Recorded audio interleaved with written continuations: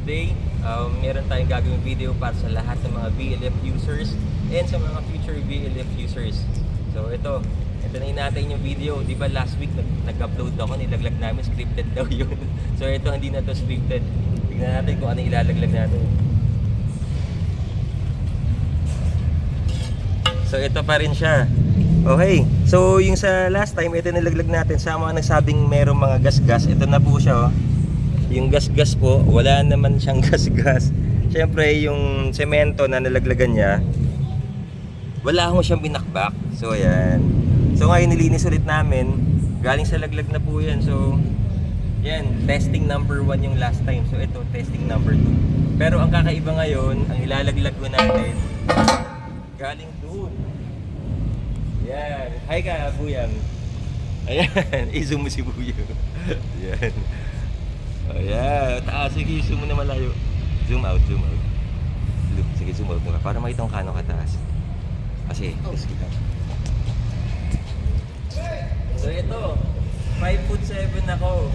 Yung, ewan ko, ito siguro estimate mga 10 feet na to. So, ayan. So ilalaglag natin yung max na yan, yung VLF wheels. So, ayan.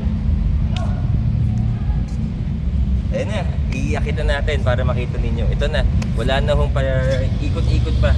So, akit na natin para ilaglag ni Buyang.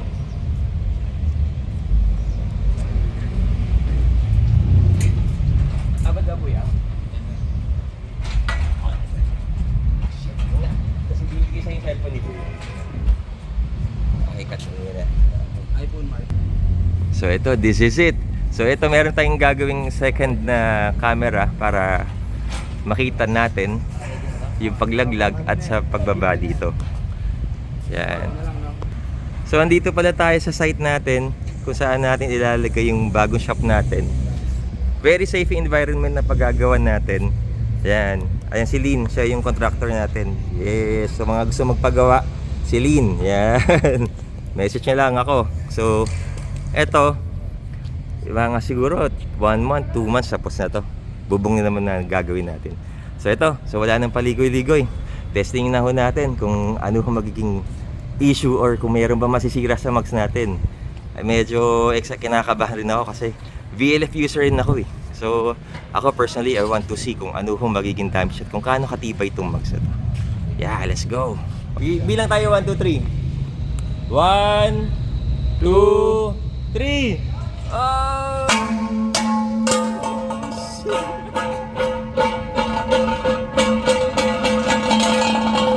Grabe yun. Grabe. Okay, assess tayo. Assess.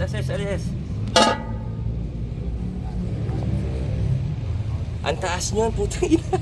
Ito, honest assessment. Checking out the front wheel. Kain eh. Seryoso ba to? Ano ikaw, Mark? Parang hindi bias. O, sige, linisin natin. Ano mga nakita mo sira? Wala naman nabakbak. Normal lang, halos. Putang ina. Okay. Ganyang katibay si BLF, guys. Oo. Shit. Ito rin sa likod. Ito, pinagtamaan lang, Ito guys. yung pinagtamaan. Walang galos. Tangin na, seryoso ba to? Okay. So yung impact na yun kanina, sobrang lakas yun. Di naman siguro tatalon yung kotse nyo ng ganong kataas, no? Tangin na ko yung Davey.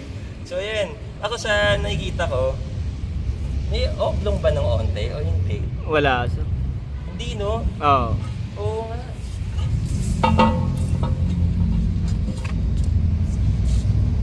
Oo. Oh shit. VLF user ako, so kayo na hubalang maghusga. Pwede nyo puntahan sa shop to check personally. Ako, to be honest, lapit mo dito. Usually yung mga mags na ganyan, pag nilaglag mo ng ganun, kung hindi ho matibay yun talaga, dalawa lang yan. Magkakrak po yan, pero sa mga urig nagbe-bend. So, ito ho, assessing the paint itself, hindi eh. Wala siya nasira eh. Meron siguro mga idadaan yung daliri nyo. Medyo onting-onti lang, hindi ka masusugatan eh. Normal lang yung may bato, imposible, hindi naman to si Superman eh. Pero ito, Wala eh. Siguro ako kung lalay ko yung kotse ko sa Mag, siguro isa to sa mga brand na consider ko. Kung may budget kayo pambili ng mga rig na mga titig 130,000, if I were you, consider buying VLF brand. So eto, thank you nga rin pala sa main supplier ng VLF Philippines. Binigyan tayo ng approval. So para bigyan tayo ng approval na ilaglag ng ganong katindi, eh, I'm sure sobrang bilib. Paulit ko sasabihin, bilib ko sila sa product nila. Flow Farm ho to. So ayan. Pagulungan na rin.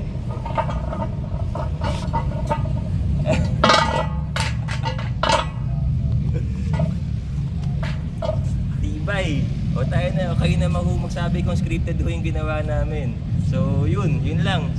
Don't forget to like our video, share nyo sa mga kaibigan nyo naka-BLF, and sa mga future buyers na mag-BLF, message lang kayo sa RF Wheels. So kami ho yung isa sa mga pinagbigyan ni BLF na maging dealer dito sa area natin. So yun lang, I hope nag-enjoy ka sa video. Peace. So ito, assessment ulit ha. Oh, shoutout nga pala kay Buyang. So salamat sa pag-akit dyan. Medyo delikado, so quality check. Ano masabi mo, Buyang? Magandang matibay kami din. Sobra maganda quality. Geng. Ikaw, Mark, ano masabi mo? Sobrang tibay ng BLF, sir. Grabe yung tibay niya. Oo. Sobrang taas na nung pinagbagsakan, no? Pero halos wala man lang naging damage. Ako, ewan ko, naduduling ako. Pero meron siguro siyang ito mga scratches. Mga scratches Hindi, sa lang, pagkabit sir. na mags to eh. Sa Pero likod eh. Dito, sir, sabi ng sangat, parang mga scratch lang siya. Ito yung nakasali ng impact eh. Ito no? Ito Oo Mark po, no? yan, Oo. sir. Tang ina. Kasi nagpa-bounce pa eh. Ito yan, nakasalo. Usually, crack na yan. Yung semento ho natin dito, concrete na po yan. Hindi ho yan yung tipong sumisingaw yung, di ba? Yung may mga wall, may mga flooring na malambot. So, nagka-crack. Ito hindi eh. Tangina. Yan, sorry. Pag-geng-geng ka talaga. Pag-geng-geng ka talaga.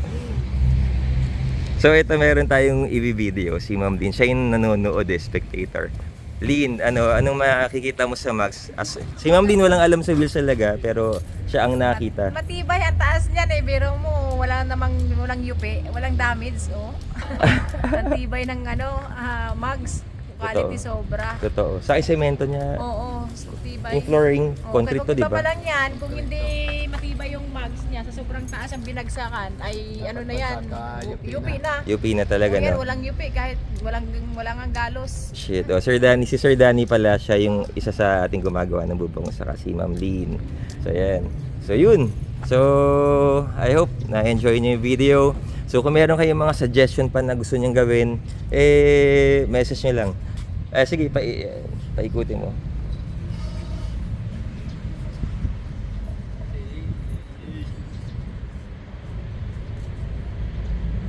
Ito pala. Honest pa rin. Siyempre, kailangan maging honest tayo. Meron pala siyang maliit na bengkong. Maliit lang eh. Kasi ito, kung papaikutin mo to, dapat tumatalo na yan eh. Uneven yung surface ah. So yun. So honest lang. So sana mag-iba yung mga non-believers maging believers. Kasi klabay ko. So thank you, Buyang, Mark, thank you. Solid RF Wheels. God bless lahat. Bye-bye. So yun guys, hulog natin tong BLF 11.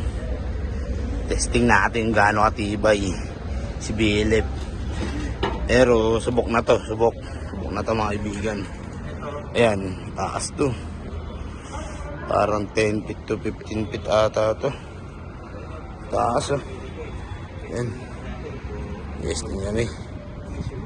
Ayan. Testing. Ayan, hulog na natin to para malaman kung ano katibay to si BLF.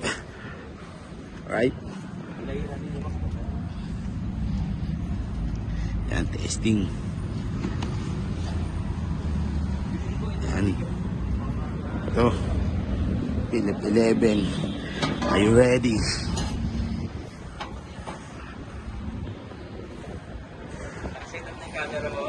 Alright, ang taas. Oh, 15 feet to, kaibigan. 15 feet to, mga wheels. Okay. Hulog na natin. Eto. Hulog na natin siya.